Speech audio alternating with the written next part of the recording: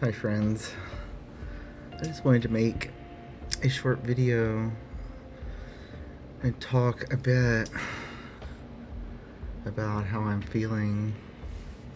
I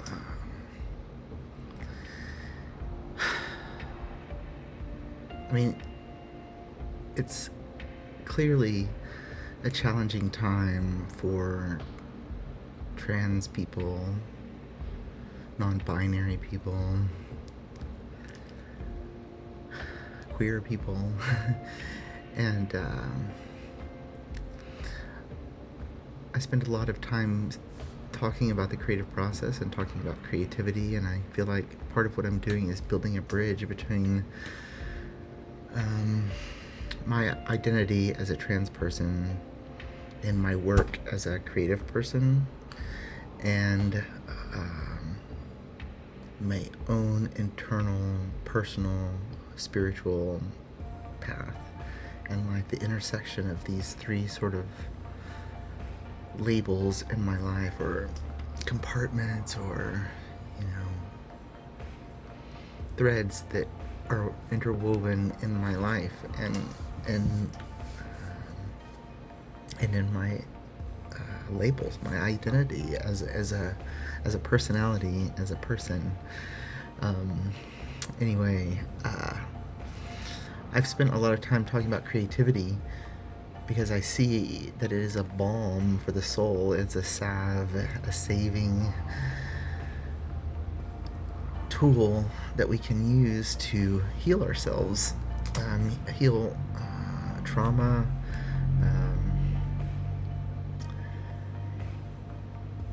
and to share our stories, because I always feel like the lawmakers and politicians and those who are speaking out and creating a divide and really fueling this fire of hatred towards transgender people, and they must not have any transgender people that they love, that they know of, that they're aware of, or maybe they don't. It's just been my experience that even the most conservative, fundamentalist, Christian, right-leaning Trumpers in my family, my own family, because they know me as a transgender person, it's created space, around whatever beliefs or ideologies or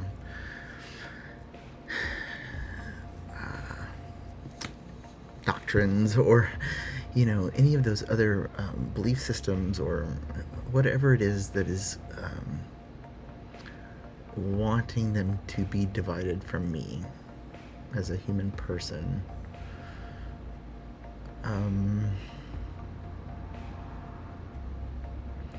That by knowing me and loving me, despite of, in spite of, maybe, I mean, we're working on it. I have been out to my family now for not that long, relatively.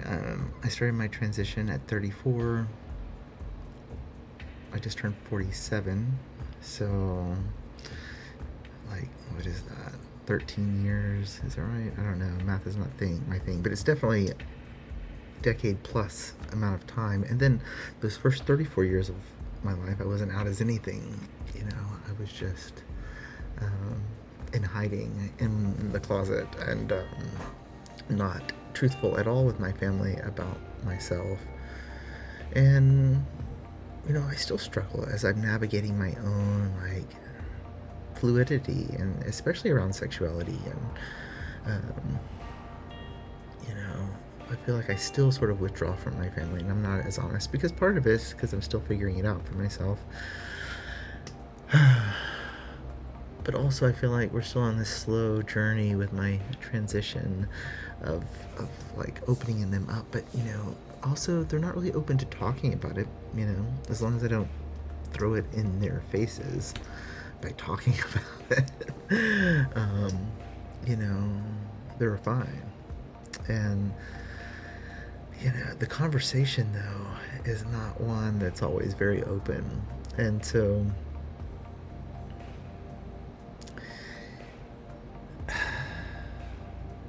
I do feel like we're learning to coexist. And, you know, I don't know. They're on their own paths of discovery. And I have had so many other friends reach out to me who have kids who are questioning their identity or leaning into their non-binary identity or their transgender identity, and they all want to know what to do. They all want to know how to support their kids. You know, and I think about people who are like on the other side of that, who feel like the way of, like,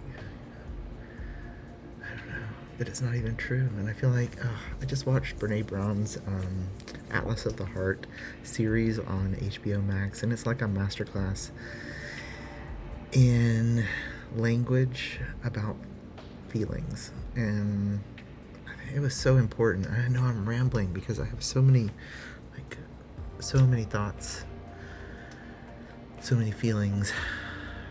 But watching that was so important. And then I immediately went and downloaded the book, which apparently goes into, like, I think they cover like 30 some odd emotions in the series. And in the book, I think she writes about like 80 some odd emotions or feelings. And, you know, some of the differences between really subtly similar feelings, and the importance, she also talks about the importance of being able to accurately speak or communicate in that subtle level. And obviously people who are empaths, people who are highly sensitive, people who are neurodivergent in some ways, and definitely trans people, I think, have a level of empathy where we can learn language and then express through art, which comes back. So I think I'm talking about a couple of things here. I'm talking about language, being able to adequately speak in a way that will resonate with people who do not know what we're talking about when we share our experiences and share our feelings about our experiences. And that's why, and even Brene talks about in the series Atlas of the Heart, she speaks about, you know, scientists and researchers have been studying feelings, and they can't wrap their minds, their scientific, you know, researching minds and language around, you know, feelings like anguish that are just impossible to find language for. But she's like, you know, who does tackle it? And she's like researchers and scientists like stay away from studying things like anguish because they're just too big. That's what she said. Like, it's not that they're even trying. They're not even trying because they are too intimidating, some of these emotions. But poets do. Artists do. We creative folks do approach trying to capture a resonance, a feeling, language that can possibly capture words like anguish and joy and grief and, you know, and then when I weave this back into my own process of sharing my story and intentionally using language in a way that is poetic, that I hope does strike a resonant chord beyond the words, beyond the language themselves. I want people to feel what I write, because I think as we share our stories, if we can become better about the language that we use, the words that we use, and speak about our experiences in a more resonant way,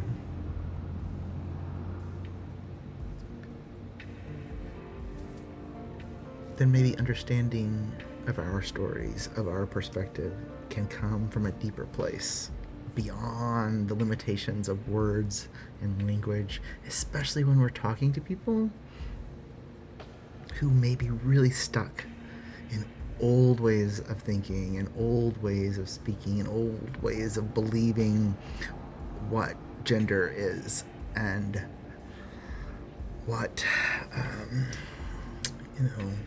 their place might be in deciding for someone else what is right and what is wrong for them, when I think it'll help people believe us, believe our stories are true, and believe our perspective is true, and believe that our suffering and our dysphoria and our discomfort in our bodies is true. Right? I think that's all we want, is for people to just believe us. And I think that's the first step is not just being heard, it's being believed. And that's something else Brene Brown talks about in Atlas of the Heart. I can't recommend this series enough, especially if you're an empath, especially if you're a creative person, especially if you're a transgender person.